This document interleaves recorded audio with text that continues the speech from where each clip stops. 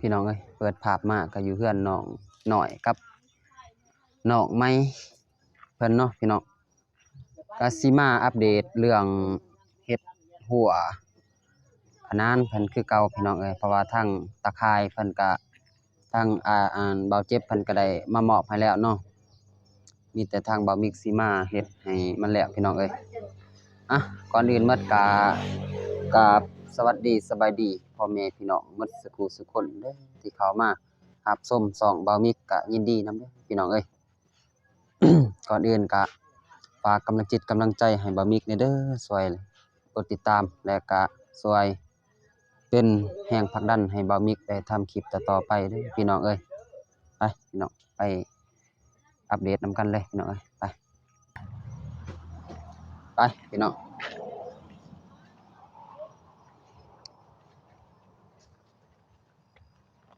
นี่ก็อยากอันนั้นเนาะพี่น้องเนาะคือว่าใหม่เพิ่นก็พาไว้แล้วพี่น้องเอาแต่สิมาเฮ็ดแบบนี้พี่น้องเอ้ยนี่แหละทางตะข่ายเพิ่นก็ซื้อมาแล้วดังด้านหนึงพี่น้องยังว่าสิเฮ็ดนี่แหละไปเก็บอาวุธพี่น้องเอาอุปกรณ์สิมาเฮ็ดให้ตะนางน้องน้อยนี่แหละไป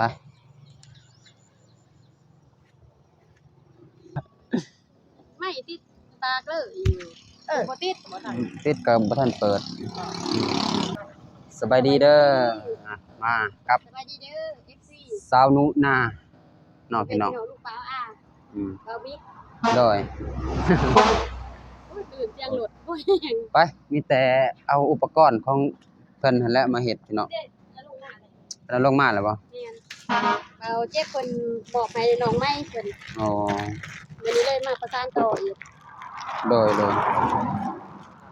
มีแต่หาคอนตินั่นแหละกับตะปูโดย ก็เลยน้องไม้เพิ่นมาเพิ่นยังบ่ใช่เลย โดย ใช่แล้วสิก่อนสิกับตะปูมาให้เด้อ นี่ จะก็อยู่จังซั่นนี่นะ อยู่ตะนางบ่อยู่รถข้างนั้นก็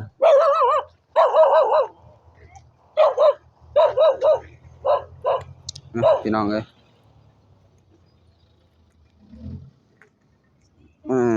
สืบต่อยังตะนางให้น้องไม้กับน้องน้อยเพิ่นคือเก่าพี่น้อง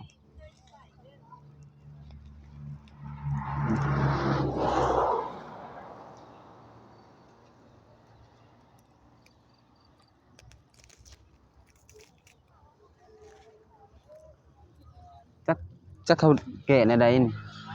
ดึงบ่อยากออกเห็นบ่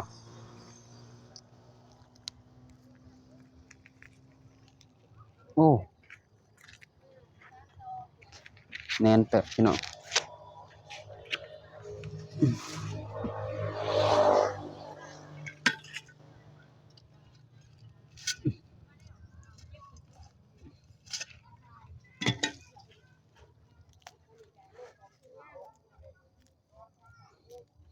หักมัดทบมวยอยู่แต่แก้บ่ได้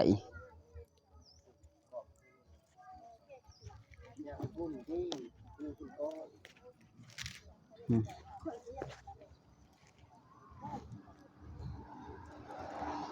โอ้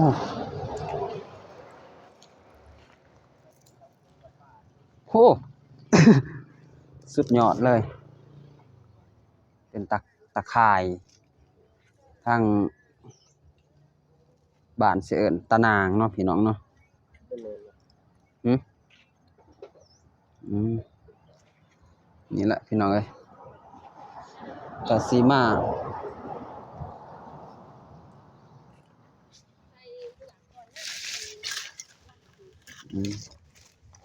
อ้ยเสือกใส่ก่อนเป็นอย่างยังไงโอเค เอาออกก่อนสินี่โยติวเลย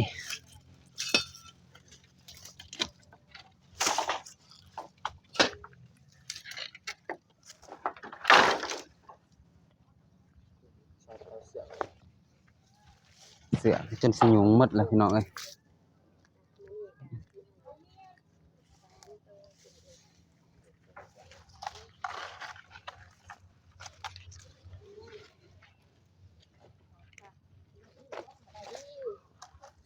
เป็นมือกลองให้เรามี ว่าสายเพิ่นเป็นมือกลองให้เรามีกลองมัน โดย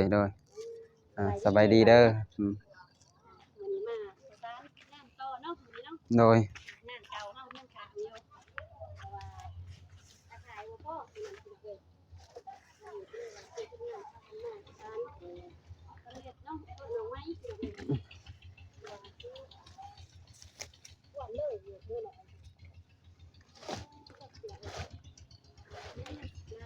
ทำงานก็เป็นกันเนาะ แม่น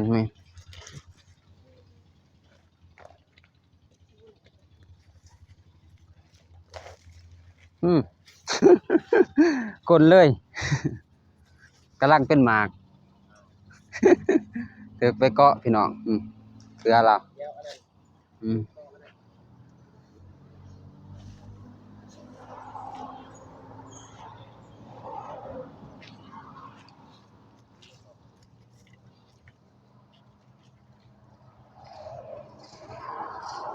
สบายดีเด้อ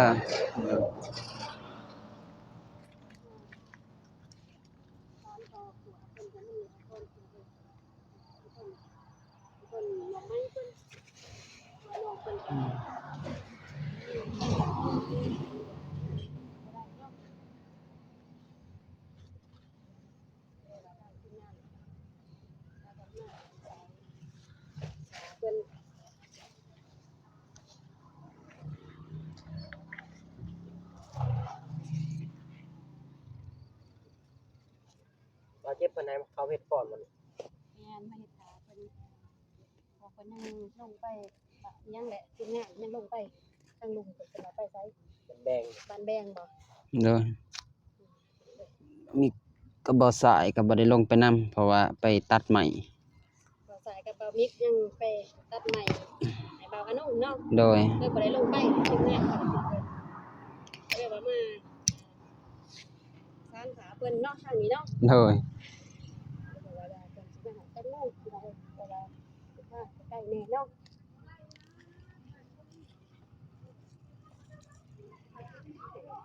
จบพี่น้องเอ้ยน้องใช้ไม้เสร็จกำลังมาเนาะ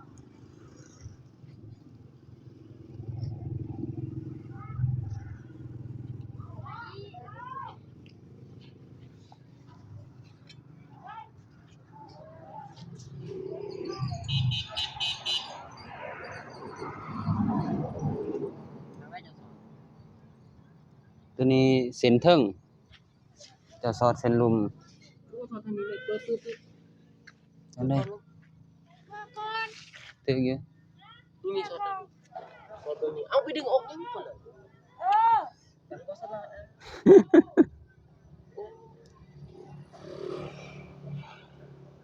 มันออกเลยเด้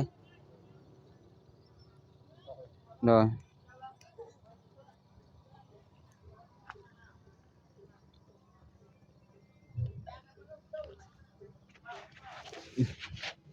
สอดตะนางก่อน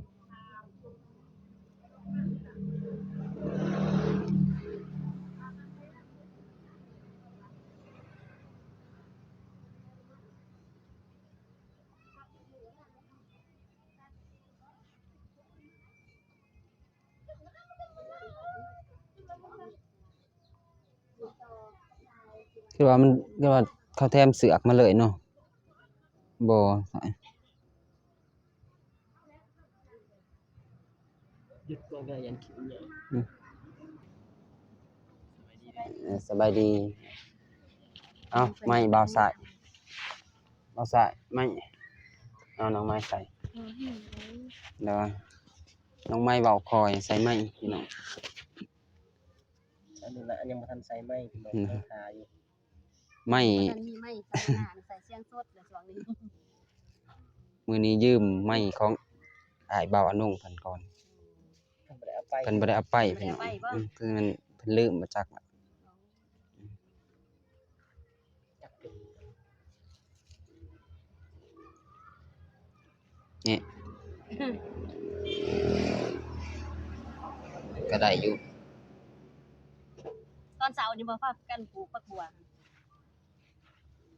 แต่ว่าตอนแรกเองนี่ ทั้งหนึ่งเลย กำลังตอนแรกนี่บ่ โดย เอาเห็นเขาไปมื้อนึงว่าปลูกแล้วผักบัวมาแหนมเบิ่งก็ไว้ไว้หนองไม้นี่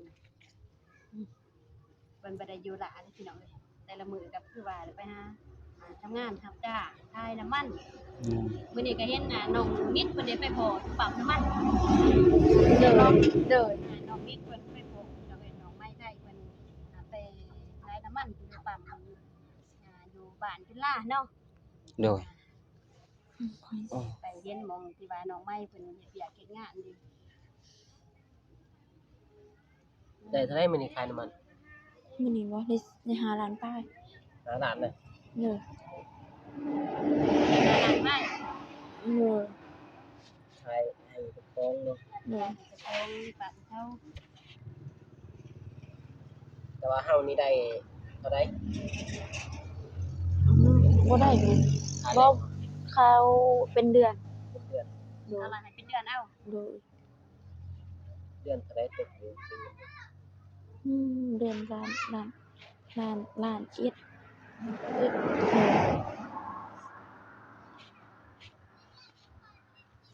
เวลา2,000เนาะถ้าเป็นเงินไทยก็ประมาณเดือนละ 2,000 บาท เท่าไหร่ 2,000ป้าย อ๋อเดือน1ล้านป้ายซั่นเนาะ ถือว่าน้อย 1ล้านป้าย โด เนาะ ย น้อยสุด ล้านเอ็ดบ่ โดย น้อยสุดเนาะ โดย ถ้ามาเปรียบเทียบใส่กัน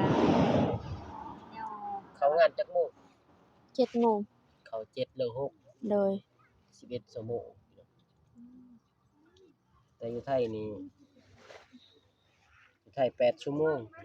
แต่ว่าได้เงินเดือนหลายกว่า11ชั่วโมงอีกทางลาวไอ้นี่มันค่าครองชีพมันเงินเดือนมันน้อยเนาะประเทศลาวเอาบ่แพงเงินเดือน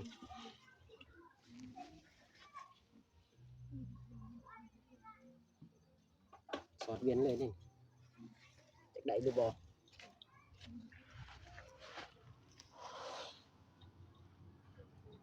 คนละเส้นที่ใส่ โดยแม่นคนละเส้นของบาวมิกสิเป็นเส้นเทิง คือไก่ไปไก่บ่ได้ไก่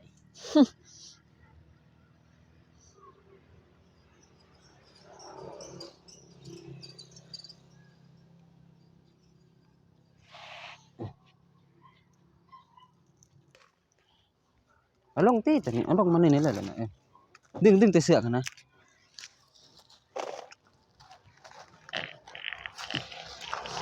ดึงแต่นางเข้า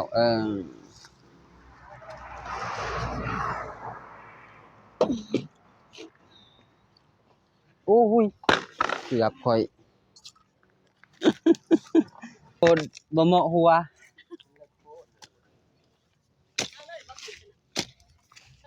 เอาก็ได้ เป็นไง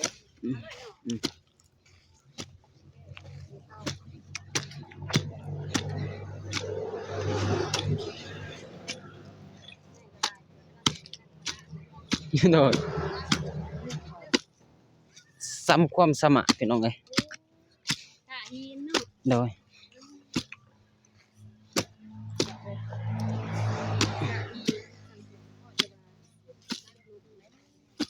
แม่นหยัง บ่ใส่กล้วยแล้วอย่า บอกคำคะแนนพี่น้อง บาทนี่คือสิบ่ปิ้วแหละพี่น้องเอ้ยบัดนี้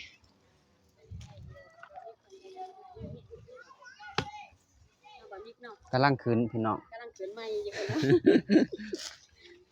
เป็นบ่าวกำลังได้เท่าไหร่อันจักเดือนบ่มี ฮะ กำลังขึ้นใหม่เป็นบ่าวจักเดือนเลย แต่เดือน11ได้เนาะ สิเขา2 เดือน 2 เดือนเนาะ โดย กำลังเป็นบ่าวขึ้นใหม่คือว่ายังเหลือยังนี่คือว่าเป็นบ่าวใหม่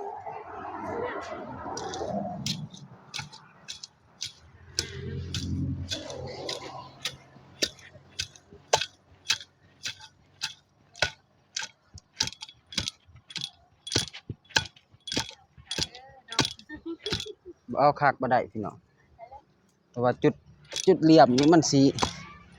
แน่นๆแน่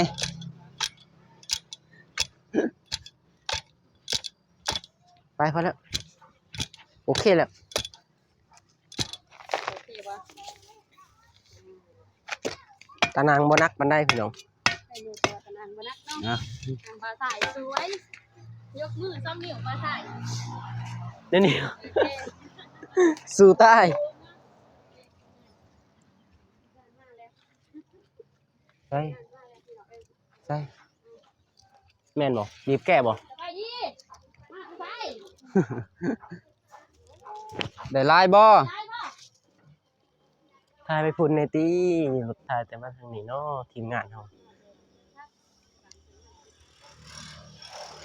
บ่เอา มือกล้องเฮากับมือใหม่พี่น้อง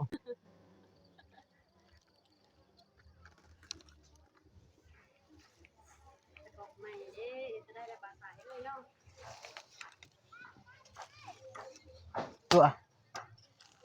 ได้บ่มีเดี๋ยวเสือกกองพ่อเลยบ่ เกี่ยวบ่ได้ได้มันบ่เป็นไปได้ ได้สามารถได้ตีประตู บ่เป็นไปได้ทรายนี่ต้องเอาไปก่อนแล้วจึงเกี่ยวเอามีบ่ต้องเกี่ยวก็ได้หรอกเกี่ยวอยู่นี่บอนเดียวเลยเปิดเลย โอเคเนาะพี่น้อง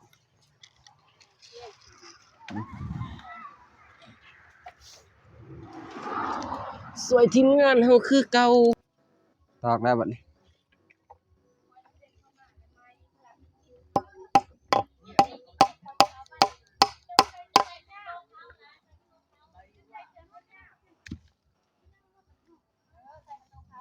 ตอกเลยบ่มิก ตอกแล้วแล้ว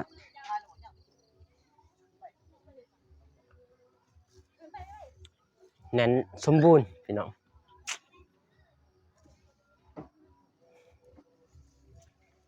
มาเฮ็ดก่อนทีมงานพี่น้องเพราะว่าทีมงานเฮามันดีเด่นอยู่แล้ว2คน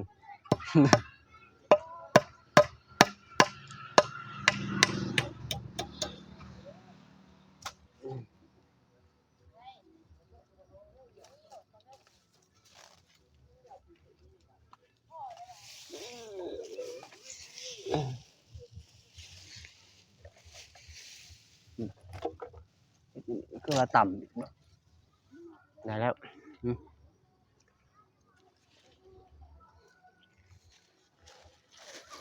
โอเคพี่น้อง ตอกตัวหอยนี่ก่อนบ่มิกเดี๋ยวตอกข้างลุมเอา เอาแต่งเบิ่งนี้ก่อน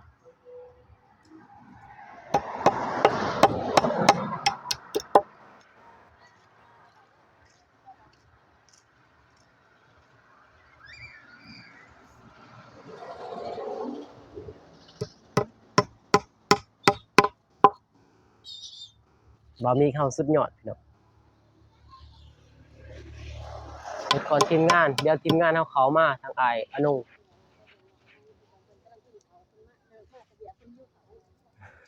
น้องไม้หิวข้าวพี่น้องเพิ่นไปกินข้าวก่อนทางบ่าวสายบ่มิกลุยงานเลยน้ำบ่าวมิก โดย เอาสุดซ้ายเลยเฮากับงาน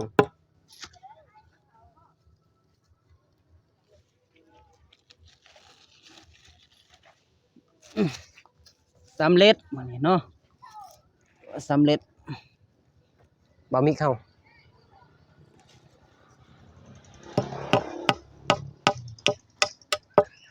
พี่น้องเอ้ย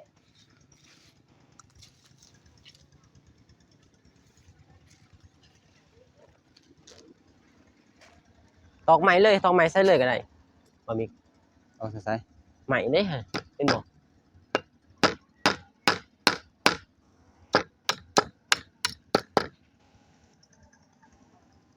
เน็ตก่อนทีมงานบ่ได้ขอบทีมงานบ่จัก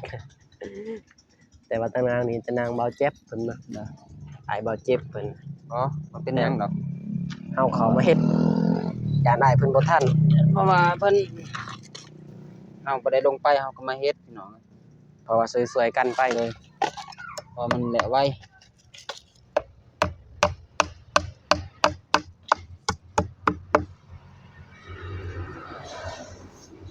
เดี๋ยวใส่ใหม่ก็ได้บ่เป็นหยัง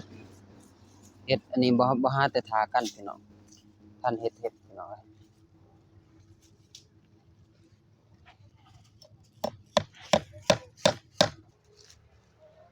เลย สวัสดีอ้ายสวัสดีเออ มือกองไม้ มือกองไม้ เลย น้องใหม่เด้สวัสดีเด้ออ้าย เพิ่นยังกินข้าวเลย โอ้คักๆๆๆเฮ็ดก่อนได้นี่เฮ็ดเลยเอาบ่ทันซอยกัน เลยนั่นแหละ ได้บุญนำกัน เนาะ แต่ว่าบ่ได้บอกอ้ายเลยลงมือยานอ้ายบ่ทันนะบักซิบเลยเหรอโดย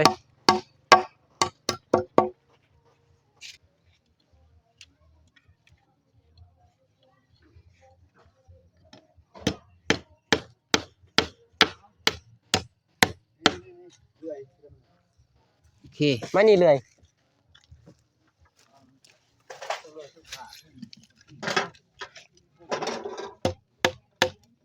ใช้เลย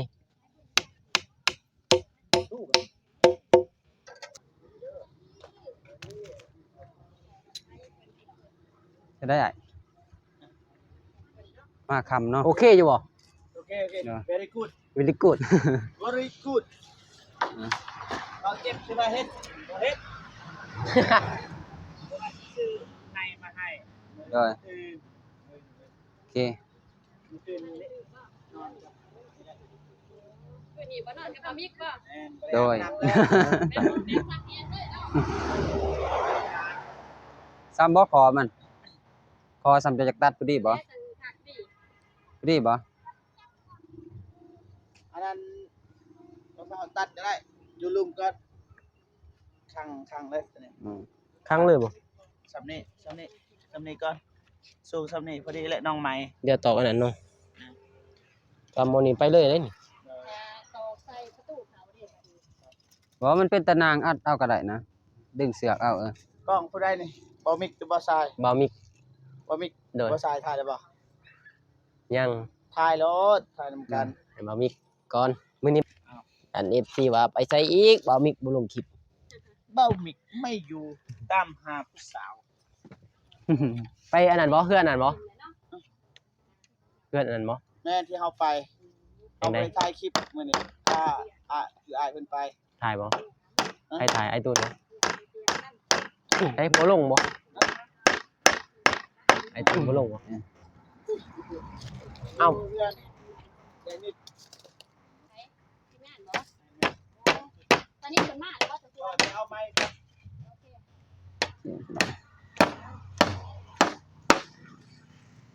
สบายดีเด้ออ้ายเลย